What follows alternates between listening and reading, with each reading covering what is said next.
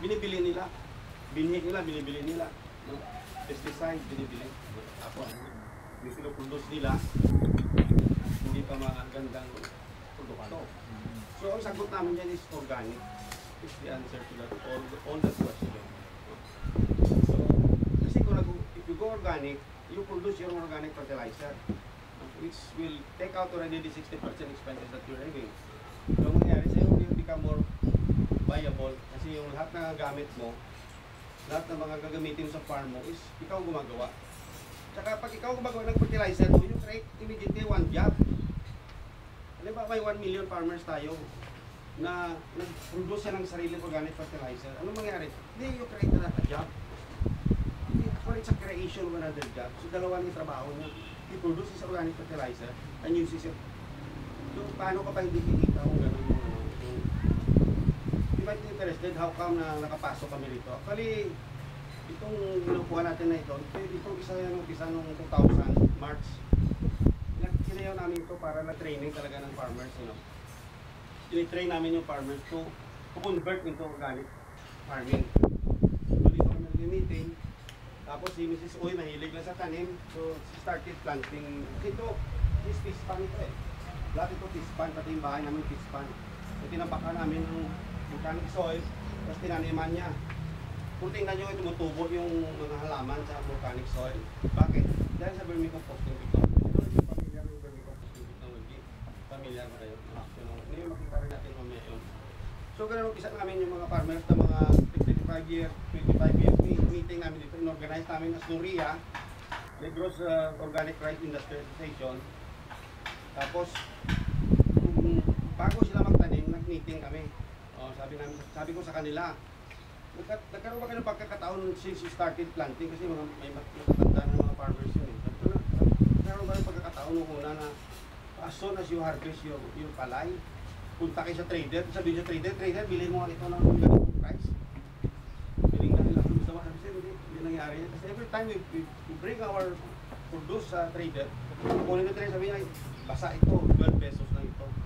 During that time, the price of palay dito sa Negros is 10 to 12 lang. So, what happened? Sabi ko sa kanila, okay, magtatanim pa lang sila ng January, no, February. Sabi ko, okay, kayo mag-set ng price. First time ito, this is unprecedented in so many ways na sila nag-set ng price prior to planting. So sabi ko, sige, alis muna ako. So, pumunta ako sa bahay, tapos sila nag-meeting sila dito. Pagbalik ko, meron na silang price na nakalagay dyan. Yung lagay nila 16, 17, 18. But yun, time ang buying 10 to 12 lang. So sabi ko sa kanila, sabi ko, masaya na ba kayo dyan sa 18 pesos? Kaya sana 20. Bakit hindi sinabi kanina? Anyway, so ilang tonelada ka. So, patista namin. We guarantee the price. So after nag-harvest sila, yung next year nag-harvest na sila. So, i-text sa amin, sir, meron ako. So ginawa namin na kinonvert na nila sa rice yung palay. Binibili namin ng 41 pesos per kilo. But kung yung rice na, yun rin natin bilhin mga 30 to 32 lang. So we're buying at 41. So it's 9 pesos more than what we're... So sabi ko nila, pag harvest nila, pamili nila, dali na rito, tapos mag-text sa amin, sir, mayroon kami 20 sacks na 50 kilo bags. Tapos, prepare kami ng cheque, 42,000, tapos pagdating nila rito, bayaran sa akin. Ganun ang ginawa namin. So hindi namin winning way. Ang delivery nila, bilang lang, 1, 2, 3, 4, 5, 10, bayaran. Ganun lang. So after mga 1 month na bili namin ng bili, sabi ko sa staff ko, sabi ko, bakit hindi natin way yan? Para malaman natin kung 50 kilo bag yun o hindi. Ano kung tingin yung lumabas? Kulang ba o supra? Okay po. Kulang. Tama. Okay po. Kulang. Ano po iba?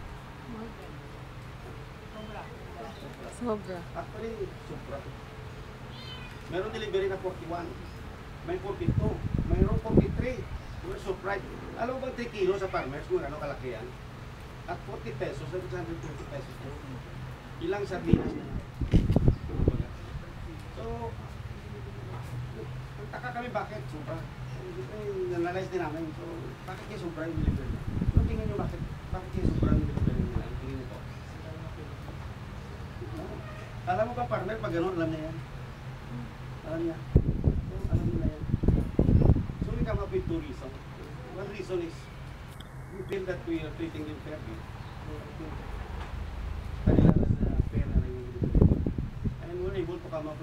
second reason is more important than the first one.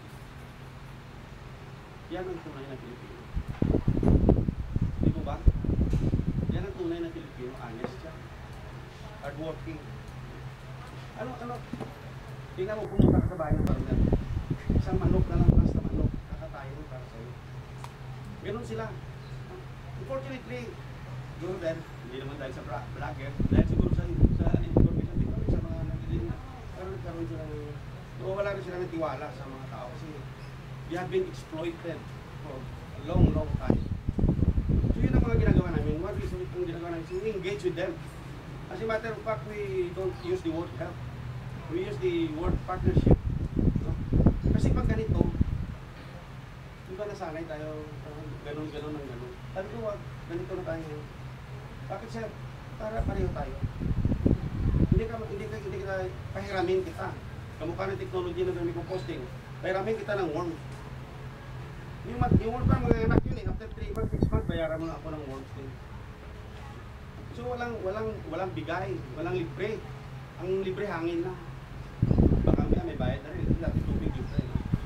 So ganun na namin patakaran na to maintain their dignity, walang bigay. Engagement, partnership. So we buy at a fair price. Bakit nabibili namin ang fair? Kasi ang ginagawa namin, nire-repack din namin yung 2 kilo bag, saka binibinta namin. That is 2 kilos. Binibinta namin ng 55. Of course, may packaging ka and so on. May kita ka rin. But we could buy at a high price dahil dyan. So, ang ginagawa namin, nagkaroon kami ng added value. Bigyan natin ng added value para yung farmer kumita rin siya. So, ngayon mga farmer na delivery ng farmer sa atin yan. Pag wala silang binhi, pinapahiram namin sila. At the start. Tapos, babayaran na nila as soon as may harvest. So, itong kape, nangyari din namin sa amin ito. Yung coffee dati sa Canlaon, sa La Castellana na area, buying was 60 to 70 only. Pumasok kami, namili kami ng 110. Nagpagulo yung trader. Namili kami ng 110. Binili namin mga 5 tons yun eh. Bili namin. So, bakit nabibili namin ng 110? Kasi pinapackage natin. Added value rin. Magkano kape sa Starbucks? 110. Ilang grams lang yan. Bakit di mo bili ng 120 sa farmers? Tapos i-process mo lang. So, ginagawa namin ngayon, pero makita nyo lahat ito, magkakaroon kami ng added value. Ginagawa ng paraan na magkaroon ng. So, ang farmers hindi nagsasuffer. Kumbaga, kung sa pyramid, inverted pyramid, yung sa taas, sa income, farmer ang malaking kita. Kami konti lang kita namin. Kasi hindi naman namin ito mainline eh. We have other trabaho. So, ganun ang mga engagement namin. Isang engagement din namin is yung isang lugar dito sa Negros, Southern Negros, meron dyan na Kamalandaan, Kawayan. It's the last forest cover of Negros Occidental, sa southern side. People there before, uling ang kabuhayan nila. Nag-uuling yung mga tao. Alam mo ba pag nag-uuling ka, 57, patay ka na. Dahil sa pollution, sa init, maraming ano. Usually, mga ganun mag-uuling. So, ang isang tao namin na taga roon, nag-suggest sa amin, sabi, sir, maglagay tayo ng lemongrass distiller doon. Tapos, bilhin natin yung oil ng from lemongrass. O sige ka po, initing yung mga tao doon, magalit tayo. Minit yung tao, mga farmers doon sa taas, sa bundok. O sige, magtanim kayo yung lemongrass. Tapos ano namin, bilhin namin ng 1,500 per liter. Plus 500 na distillate, so 2,000 per batch. Sabi ng mga tao, ayaw namin. Surprise, bakit ayaw nila? Bakit ayaw nyo? Kasi last year, nagpunta rin dito mga ibang tao, nagpatanim sa amin ng mais.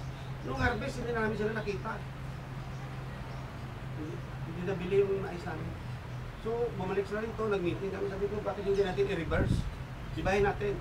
Dali natin equipment doon. Magdala tayo ng lemongrass, pati planting material. Tsaka nag-cooperate kami doon mismo sa lugar nila. Mismo sa lugar nila. Doon kami nag-demo. Tapos nakita na lumabas yung oil. Sa demonstration na. So, sabi, sige magtanim na kami.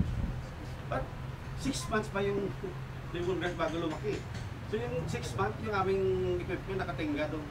Walang ginagawa 6 months. Anyway, okay lang naman. So, after 6 months, we started processing lemongrass. 250 kilos of lemongrass could yield around 1 liter of lemongrass oil. So binibili namin ng 1.5. plus 500 na distillate. Kasi nag-canvas kami sa Manila before that, 3,000 yung bilihan doon. So, nung marami na yung stock namin, so we started, plano namin, pagbigtan namin sa Manila. So, we started canvassing sa Manila, yung price sa Manila, 750 lang. Malulugi kami ng 750. But I'm sure na yung 750 na yun is adulterated. It came from India or Thailand. Eh. So, yung problema kami, kasi kung hindi na lang pwede tigilin yung operation, kasi you'll be giving people the false hope. Diba? So, ginawa namin, we were able to develop this. Ito yung para sa dingding.